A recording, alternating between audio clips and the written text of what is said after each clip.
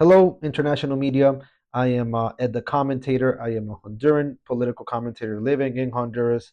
And the reason for this video is really to shed some more insight or information from a Honduran, someone who lives here, about the Trump pardon to our former president Juan Orlando Hernandez, who of course was serving a sentence of 45 years in a U.S. prison for allegedly trafficking 400 tons of cocaine into the United States.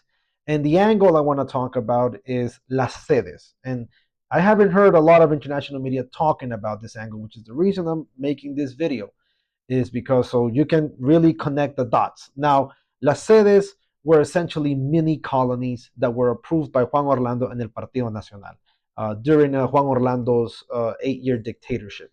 So they essentially allow foreign investors to coming into Honduras and set up their mini colonies. They have their own government, they have their own tax codes, they have their own police force. I mean, it was outrageous.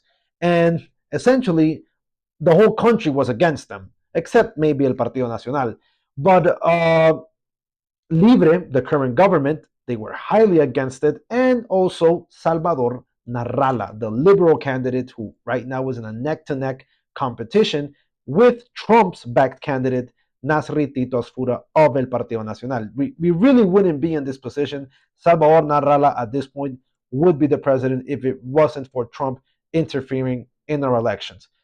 But the Sede angle is very interesting because one of the first things Libre did when they came into power was in 2021 was repeal las sedes because they were ruled by our highest court, the Supreme Court, to be unconstitutional. Because of course, I mean, you can't just, it is illegal to sell many parts of a country to foreign investors. I mean, it's like you don't have to be a law expert to know this.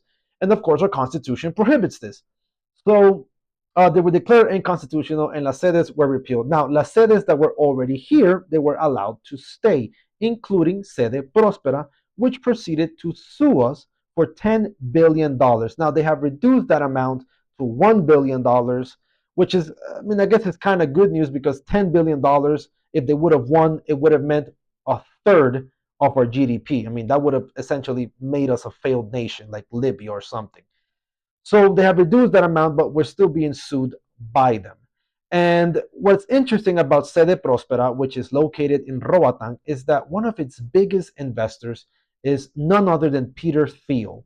And Peter Thiel is one of the richest and most influential men in the world. And he also happens to be the current vice president, J.D. Vance, biggest sponsor. Like, he was his biggest backer. I mean, he is the reason. I mean, J.D. Vance is the current vice president. He made him, essentially. I've even heard people call him Peter Thiel's blood boy. I mean, I don't know what that means, but yeah, there's no question that he was one of his biggest sponsors and the reason, a main reason for his political success. So connect the dots there, you know? I mean, las sedes, I think, are playing a huge factor in Donald Trump really trying to get El Partido Nacional back into power to not only protect them, but really to revert the decision and, I don't know, create something different of las sedes, something sedes but with a different name. But it is really a misread. If that is the case, it's really a misread from Trump of our politics because El Partido Nacional in Congress also voted to repeal las sedes. So, and because they know that it is just so unpopular. But I don't know, maybe Trump thinks because, oh, El Partido Nacional approved them, so they must love them. And it's like, yeah, but it's like political, it will be political suicide for every nacionalista to just back them again. But then again, we are Hondurans, and when it comes to the United States, we have, I even feel like bad saying this, but we have peasant brain when it comes to the United States.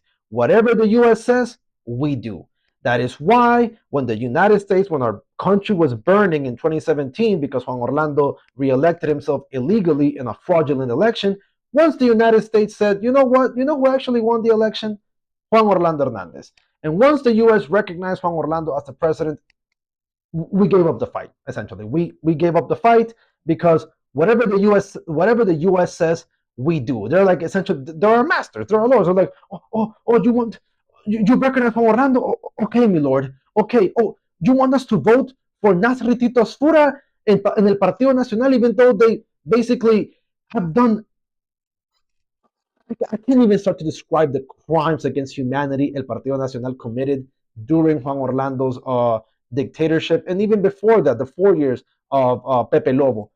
But it is crazy. We really do have this peasant brain, but because Donald Trump, the president of the free world, of the most powerful country in the world, told us to vote for Juan Orlando, it is the reason why right now we still don't have a president. It's been 5 days since we've had our elections, and we still don't know who the president is because Nasser Tito Asfura, Trump's backed candidate, and El Salvador Narrala are in a neck-to-neck race, and like none of them have really have a none of them have a one, even a 1% advantage over the other. And I really think I really, when Trump backed Tito Asfura, I really thought it wasn't really going to have that much of an impact, but I was wrong. We really still have peasant brain when it comes to the United States. So the future presidents, please don't interfere with our fucking elections. Just don't do that. It is fucked up. I hope one day, we stop having this mentality. But I mean, I understand it at the same time because 30% of our economy depends on the money our fellow Hondurans living in the United States send to us. So I get it. I get it in that sense. But yeah, that's why Trump should have never meddled in this. And I think las sedes are really playing a huge factor in this. The fact that it's more than just Peter Thiel. There's a lot of other U.S. investors that have money in these sedes. And I think Trump really believes that El Partido Nacional, when they have essentially virtually won, they have the majority in Congress, he thinks that they're going to like create them again with a different name. But I think that's a terrible misread of the political spectrum of the political situation in Honduras. So yeah, that's all I wanted to say. Share this insight to the international media and to people really around the world to understand and see. So yeah, I'm gonna leave the video at this and the commentator out.